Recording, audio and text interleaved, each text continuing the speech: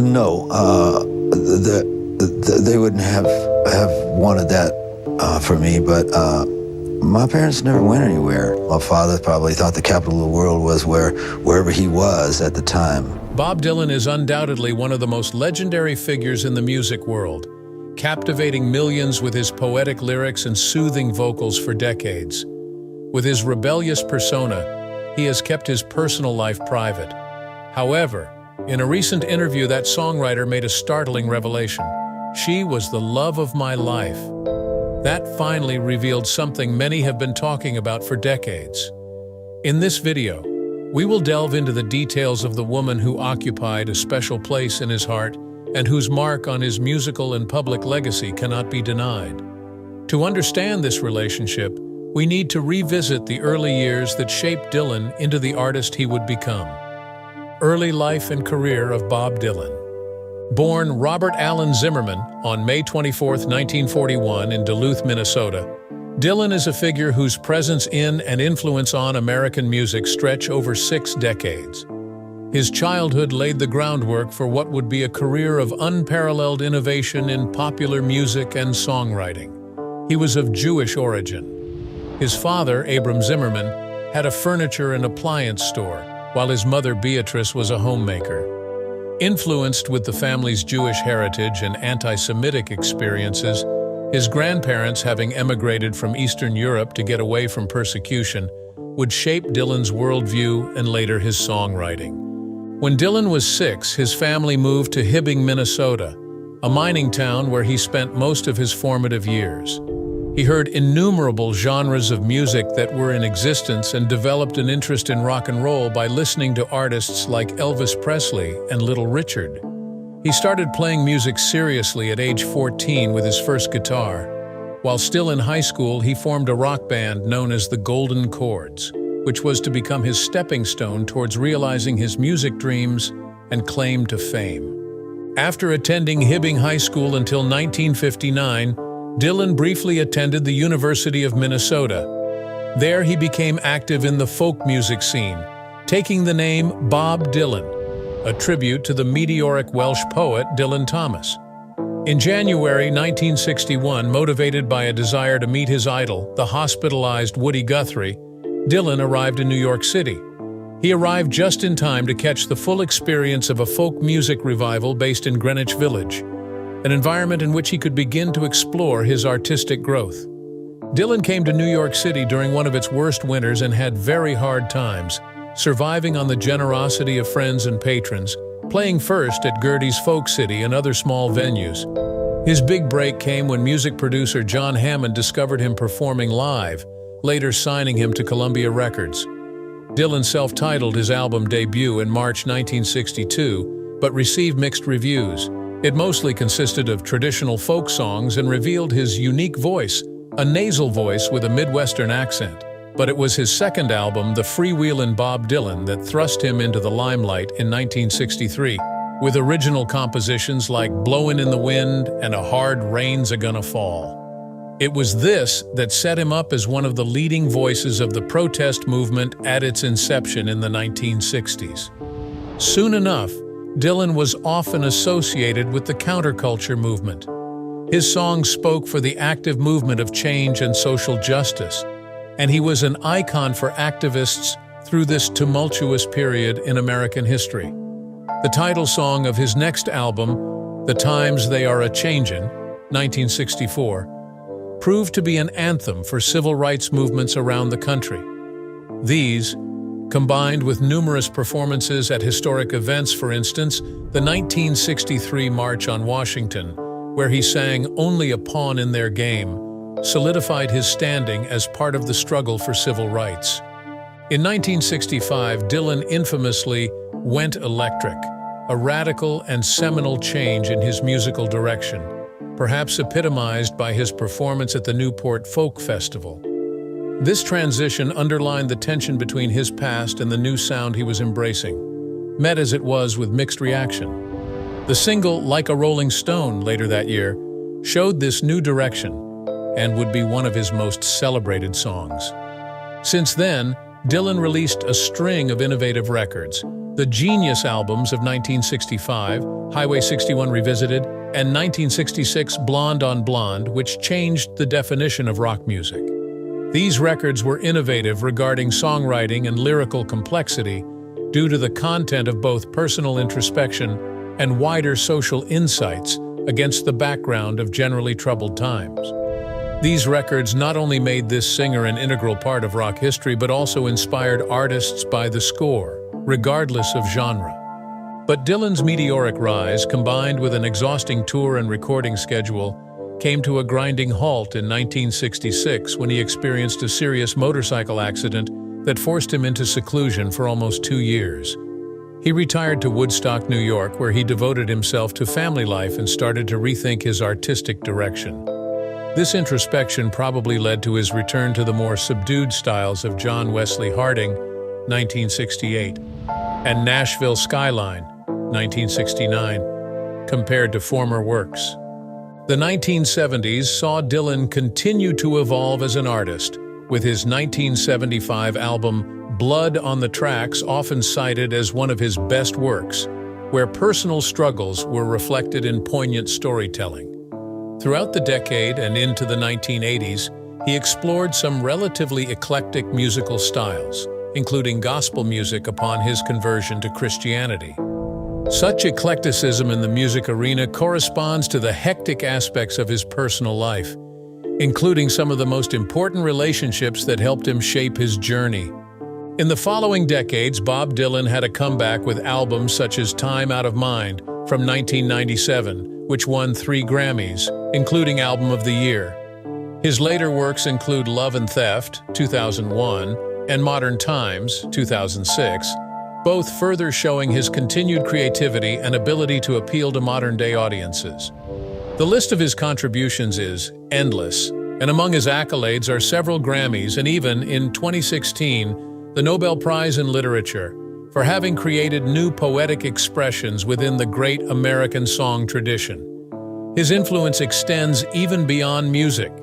He has also received the Medal of Freedom and various inductions into halls of fame. Love Story with Suze Rotolo. From his musical legacy to his personal life, a series of important relationships developed in Bob Dylan's life, each influential in a different way. One of the most notable was Suze Rotolo, whose impact on both Dylan's music and his worldview was profound. Their relationship happened during a period of early 1960s of great flux in American music and culture, making this period important in his life. Dylan and Rotolo met for the first time in 1961 when the young Dylan up-and-coming folk star came on stage at Riverside Church in Manhattan. By then, she was already deeply immersed in radical left politics and the emerging civil rights movement. Their attraction was immediate. Dylan has since recalled an eerily entrancing sexpot smile and labeled her the most erotic thing I'd ever seen. This sparked a romance that would last through 1964. By the start of 1962, Dylan and Rotolo were sharing an apartment in New York City to the disapproval of her family. Rotolo was raised as a red diaper baby. Her parents were communists, so the sense of social justice was imprinted on her from birth, and they shared that. She introduced him to avant-garde art, modern poetry, and political activism, broadening his horizons and influencing the themes of his songwriting. Songs like Blowin' in the Wind and A Hard Rain's A Gonna Fall reflect this new political awareness that she helped cultivate in him. Rotolo had an immense influence on Dylan's music, and most of his early songs are believed to be about the tumultuous relationship between them. Songs such as Don't Think Twice, It's All Right, Tomorrow is a Long Time, and Boots of Spanish Leather personify the emotional intricacies of their love affair. As the fame of Dylan grew greater, so did the demands of being in the spotlight, and the pressures weighed down upon their love, increasingly making it difficult for Rotolo to grapple with challenges presented by being Dylan's partner. One of the most iconic expressions of their relationship is the cover of the album The Freewheelin' Bob Dylan, a photograph taken of him walking down Jones Street in Greenwich Village with Rotolo. This picture signifies not only their relationship, but also a poignant visual representation of the counterculture movement of the 1960s that was to come. As Dylan's career reached dizzying heights, the couple began to have many problems with how to handle public scrutiny, along with personal insecurities. In 1963, Rotolo got pregnant with Dylan's child but aborted it, further straining this already turbulent relationship. By late 1963, it was evident that Dylan was involved with someone else, and finally they broke up in 1964. After they split, the artists reflected on the time they spent with each other. Dylan wrote about their affair pretty candidly in his song Ballad in Plain D, where he expressed emotions regarding her family, which he would later regret doing.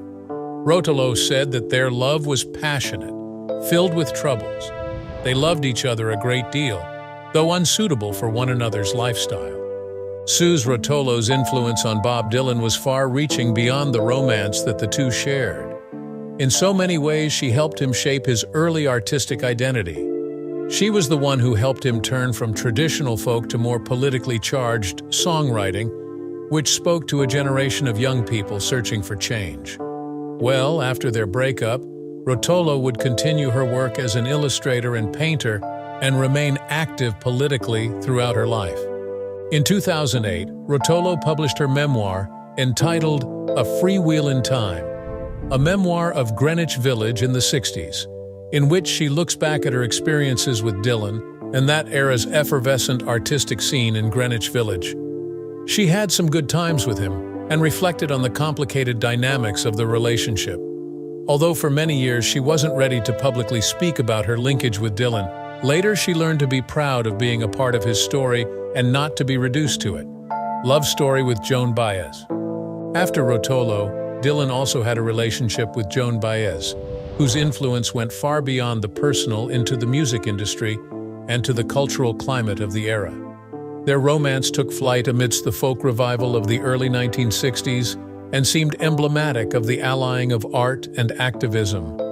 Bob Dylan and Joan Baez first met at a New York City folk music festival in 1961, when by this time Baez had gained a reputation as a performer of incredible soprano vocals. Impressed with Dylan's songwriting talent, she invited him to open for her on a critical engagement, since many who saw him introduced to her audience further defined his acceptance as a songwriter. They would often perform together, and they shared the stage at innumerable festivals and concerts. That alone brought them closer at a personal and professional level. It was quickly followed by a romantic relationship that was filled with mutual respect for the art of each other. Baez was key in extending the early works of Dylan through covers such as Don't Think Twice, It's All Right, which helped launch his career. However, their love was troubled by the burdens of fame. Even as Baez later claimed, the rapid rise to stardom that Dylan received made her feel overshadowed. Back then, during that period of their careers, the artists were at the height of their fame and success. Dylan's songwriting matured under the influence of Baez, while she in turn gained exposure from him as an artist. Their collaboration was marked by vocal harmonies and the voice of a shared ideal in politics. As a consequence of being folk icons, they became the voice and symbol of their generation to be the catalyst for change through the music they created. Oftentimes, Dylan's lyrics reflected the topography of the time, which clicked with Baez's activism. Songs like Blowin' in the Wind became anthems for civil rights movements. Both artists marched in protests and rallies together. In the mid-1960s, however, with Dylan's fame reaching stratospheric heights, their romance began to fray at the edges.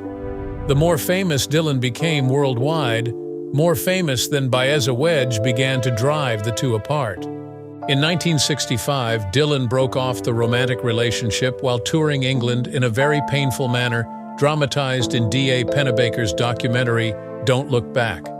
Baez felt heartbroken and betrayed as Dylan moved on in life personally and professionally. Even in the aftermath of their separation, their lives remained entwined through music. Nearly a decade after their breakup, Baez released Diamonds and Rust in 1975, a poignant reflection on her experiences with Dylan. The song captures her feelings of nostalgia, love, and pain regarding their past relationship. In it, she addresses Dylan directly, recalling moments from their time together while also expressing her sense of loss over how things had changed. The song became one of her signature pieces and is often regarded as a classic. Dylan was quick to acknowledge the effect of Diamonds and Rust, paying due tribute to Baez's skill as a songwriter. He knew the common history between them still had a profound resonance on both their forms of expression, years beyond when their romance ended. Baez joined Dylan's Rolling Thunder Revue tour in 1975, marking a brief reunion. They were once more on stage together, recapturing some of the camaraderie they had shared between them in earlier times in their careers. Teasing each other on stage and off, they shared warmth and humor as they revisited their musical partnership while navigating the dynamics of their past love relationship. Bob Dylan and Joan Baez represent the result of the 1960s folk revival instant, when music was much more than a soundtrack to social change. Both performers were utilizing their respective forums to address key social issues surrounding civil rights, war protests, and ecological concerns. That's one partnership that would shape both of their careers and influence scores of musicians who followed them. Baez has time and again spoken about her feelings of continued respect for Dylan, despite their riotous history. Recently, she spoke about the time they spent together and the music they had made in interviews and documentaries. Similarly, Dylan spoke highly of Baez's contributions to folk music and credited her for his early success. Love story with Françoise Hardy. Another influential figure in Dylan's life was Françoise Hardy, an enchanting relationship of music, romance, and cultural influence during the vibrant 1960s. Though not as well documented as some of the other relationships of his or much longer lasting, their bond had far-reaching effects on both artists and underlined the give and take between their creative expressions. The melancholic melodies and poetical lyrics attracted Bob Dylan to first listen to Françoise Hardy for the first time in the early 1960s. Hardy was the leading figure of yéyé, a French pop music that combined rock and roll with the older chanson tradition, who gained an international following. Dylan had a strong admiration for Hardy, which went beyond typical fandom. He had a romantic obsession with her, an obsession Hardy would later admit to. She recalled his letters oozing enthusiasm and said he had dedicated a poem to her.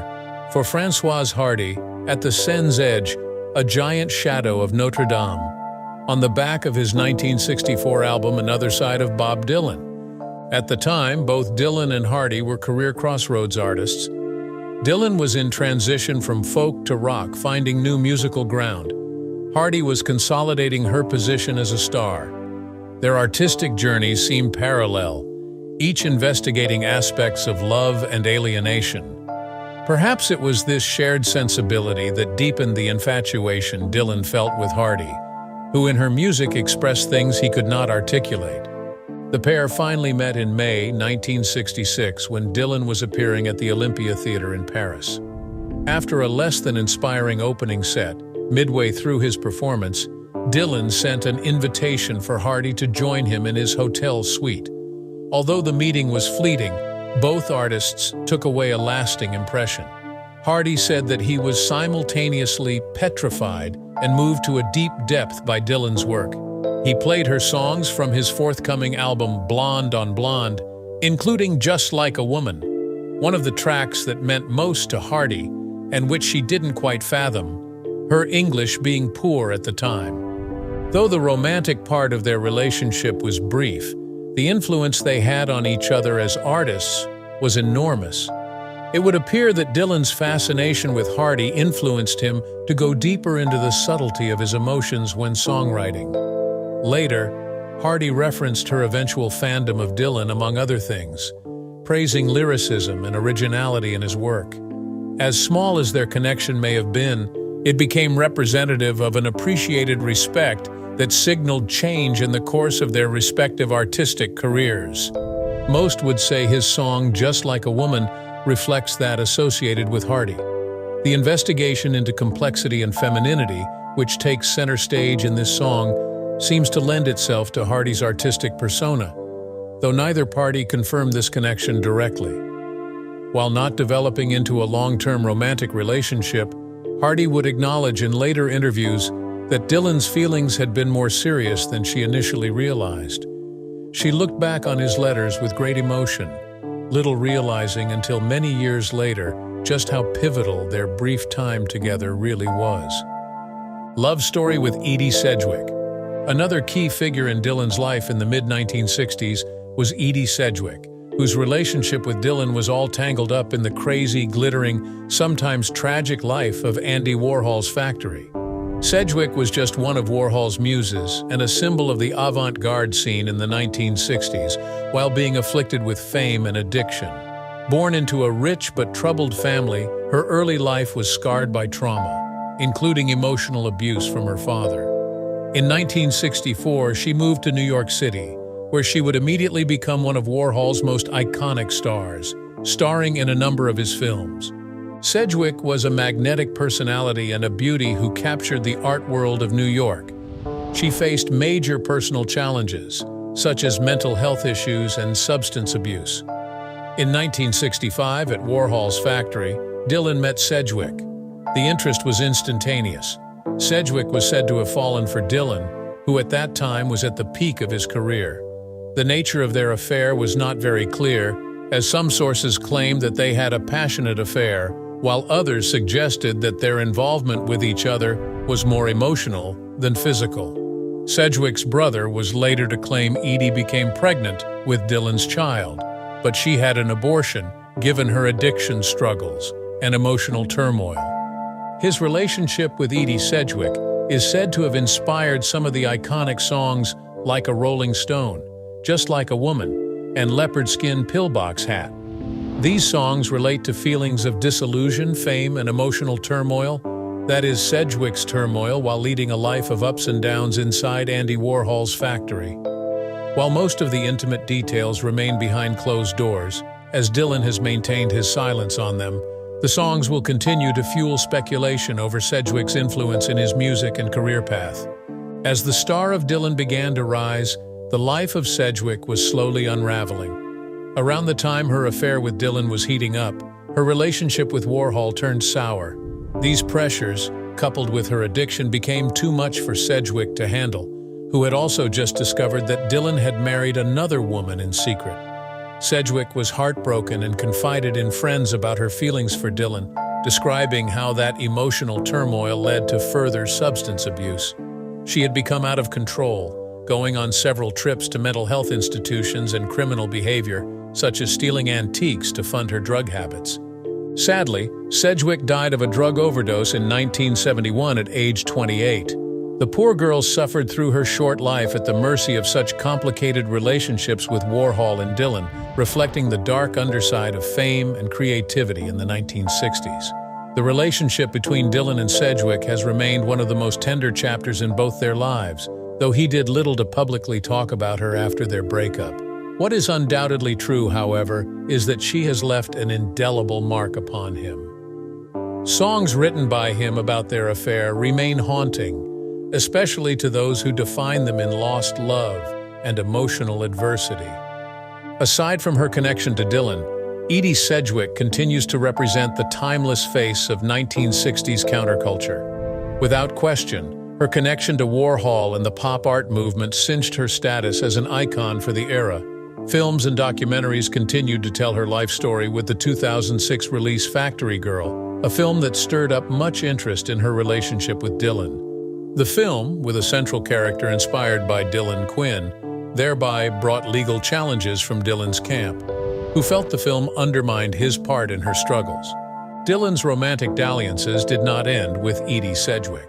In the 1970s, he took up a torrid romance with actress Sally Kirkland, who had been an icon of the 1960s and 1970s cultural scenes for her at least spirited performances and close associations with artists such as Andy Warhol. Her obsession started decades earlier, having been triggered by a remarkable experience at one of his early concerts. Their affair began when Kirkland moved to California in the mid-1970s. The first time she met Dylan was at one of his Rolling Thunder Revue concerts in 1975, when he reportedly told her that she reminded him of the girl from his song Girl from the North Country. It was a spiritually filled romance, peppered with breakups and getting back together throughout the years. Kirkland introduced Dylan to mysticism and meditation, and however volatile their bond was, the relationship meant a lot to both. Love story with Sarah Lownds. While Dylan's relationship with Kirkland was intense, his marriage to Sarah Lownds had a more profound impact on his personal and artistic life. Sarah, born Shirley Marlin Nosniski, became one of the most significant figures in Dylan's life, symbolizing stability and love during a time of immense creative and public pressure. The two met through mutual friends in New York during the mid-1960s. Sarah was working as a secretary for Time Life.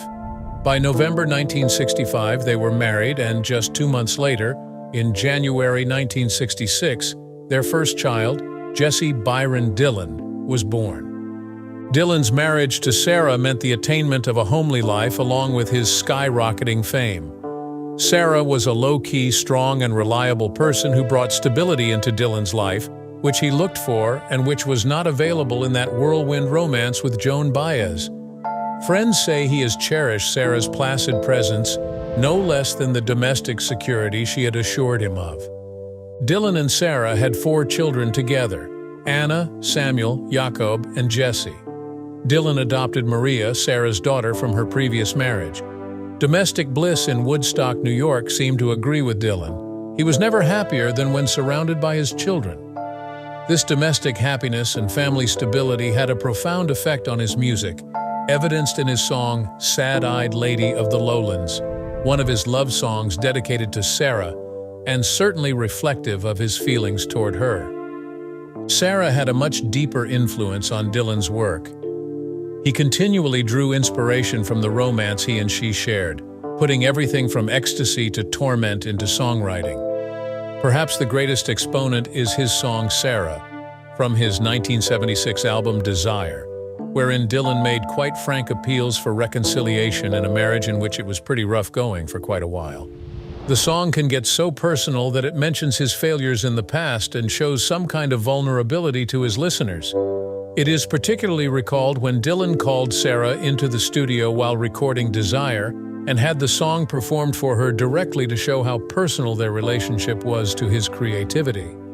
But despite the happiness of their early years, the strains of public life slowly wore their marriage thin. By the early 1970s, on nearly non-stop tours and confronting personal demons, including substance abuse, Sarah was growing increasingly isolated. Incidents of rumored infidelity by Dylan further stressed the marriage, with the release of Blood on the Tracks fanning media speculation on their troubles, as many interpreted the themes in the record as reflecting their struggles. After more than 11 years of marriage, in March of 1977, Sarah filed for divorce, and the proceedings were acrimonious with charges about Dylan's conduct and the welfare of their children. The divorce was finalized later that year after a bitter custody battle. It was also said that even though their marriage was over, Dylan and Sarah would continue to be in contact over the years, going through periods when they were estranged and then reconciling. Even reports surfaced that they were contemplating remarrying in the early 1980s. In later years, Sarah periodically went to Dylan's concerts as more of a friend than an estranged spouse. Speaking to interviewers, Dylan has spoken affectionately of Sarah, recognizing the value of their relationship. Once he said, while looking at those years, "I wasn't a very good husband, but father and mother wasn't a failure." Catching in that sentence the complicated yet resilient bond that they shared as parents. The story of the love between Bob Dylan and Sarah Lownds is a metaphor for how personal life and artistic expression intertwine. Their love and getting together sealed not only Dylan's career identity, but also gave him that much-needed emotional stability amid the turmoil. Now, long since its dissolution, the memory of their love remains alive through Dylan's art, as songs like Sarah epitomize the beauty and anguish their journey had entailed. It was to underscore poignantly that, with all the fame and fortune, Personal relationships were always entwined with complications, but deeply nourished with emotional bonds. What do you think about his love story with Sarah Lownds and its eventual breakdown? You can share your opinions in the comments section below. If you enjoyed this video, don't forget to like and subscribe for more stories like this.